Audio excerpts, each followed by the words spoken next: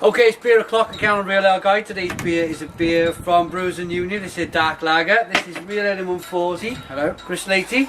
I'll show you the bottle because it's quite nice in its way. It's very, very dark. It's Brewers Union, as you can see, 5%, but black all over. Signify the blackness of the lager. Yeah. I've had a couple of dark lagers over the years, and they're always quite interesting in what they present, because they're, for me, growing up, lager was always a particular thing, and this isn't that. You know, I'm guessing it's not that because of the way the bottle's presented. It may be that. Yeah. Shall we find out? Yeah, I think we should. Let's crack a bit up view. There you go. Lovely. Get the pour onto them. Yeah. Oh. That's a nice colour, that is. Not as black as I'd expect it maybe, but much, much darker than your average lager. You can see that. Slightly, ever so slightly off tan. Oh, it looks nice. So it looks, even though it's black, oh, I poured all the yeast in mine, never mind. Even though it looks dark and almost cherry looking, it looks very refreshing. It does. You almost... Yeah, actually, I've got the sunlight back now. It's almost red, isn't it? Yeah. It is a red. I'm not sure if the camera's going to pick up the sun. Oh, nice one, son. It's just coming out now. Or the colour of the beer, but I've got a bit of yeast floating around in mine. Can you see?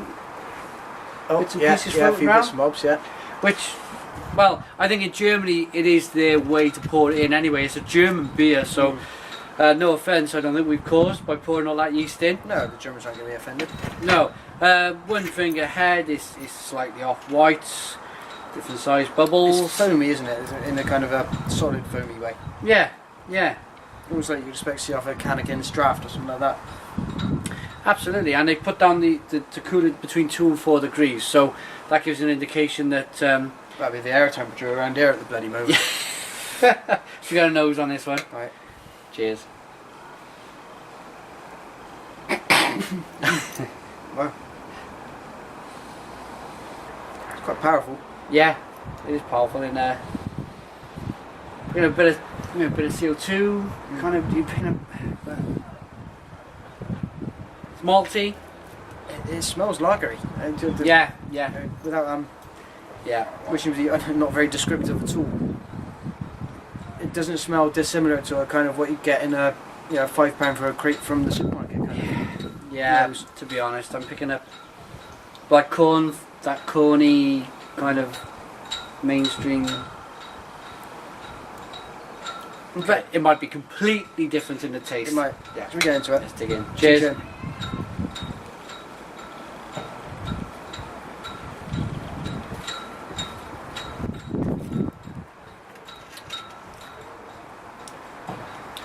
Clean, crisp, fresh. Yeah.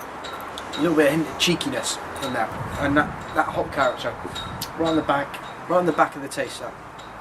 That just washes through. I don't know if you got that. I caught it here. It's just a bit uplifting at the end of the taste. I'm picking up a small amount of roastedness on the top of my mouth, right at the where you smack your tongue against the top of your mouth, right at the back. I'm picking up a bit of roasted malt. And you getting that? The head is helping with that, because actually, as you pour this in, the head stays. It's such a solid head for me. Yours is dropped.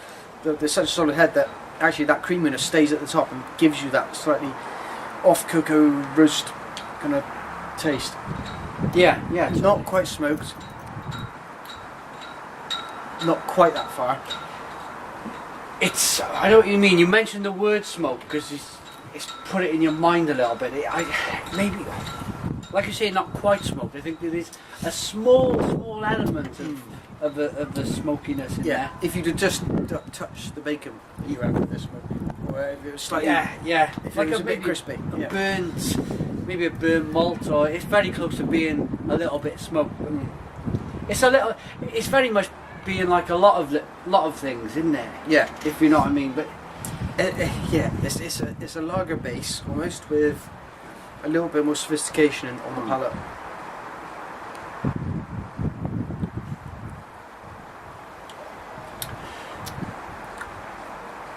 I'm finding it's just very refreshing. It's not a nasty lager. No. It's not a nasty green bottled. No, it doesn't. Something you'd find smashed in the street. You know, them green bottles. And there's no skunkiness to it that you often get with those. No. Yeah, it is cool, crisp, not clear because you've got those kind of heavier things in them.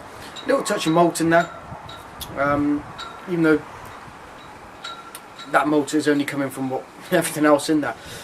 Yeah, it's not. I don't think there's a malt involved in the brewing of this. It's bringing across that kind of character though, and that darkness. Yeah.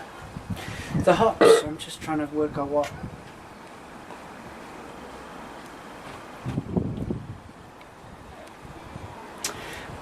It's almost a bit forest fruity with the hops. It's almost a bit Bramley appley, very very slightly. Yeah, I can see this. Yeah, this doesn't. Spicy. It's not outside of the realms of Black Forest Gatto. Yeah. And that kind of touch of cherry, chocolatiness almost in your mind, maybe because of the colour. I don't know. It's that kind of end of things. Yeah, it's very distinctively German, I think, actually. If you were to drink this blind, you would say this is German. Yeah, flat out German. It's not certainly not a French lager or a Belgian lager. No, nothing along those lines. It's not a prominent. I think what we're looking at here is not a Dunkelweizen, which a dark beer brewed in Germany. You might be thinking Dunkelweizen. It's certainly not. There's no yeast. There's no yeast characters to the beer at all, is there? There's no flavours coming through from the yeast. Well, it's that lager yeast, very distinctive. Which is clean and fresh. Yeah. What would you rate this, Chris? It's okay. Yeah. I think for my money there are beers which carry a lot more flavour and taste and all of those things. This is probably a gateway beer for me. Yeah. If you want to test the water a bit and you want to move away from lager, if you want to check out something else, give it a whirl. Doppelbox and stuff like that are probably a bit tastier, I think. But this is certainly the way to go if you want to try something else. In terms of a mark, 7 out of 10. 7. Now, on price, I just want to touch Chris. Terribly put him on the spot again. I do sometimes.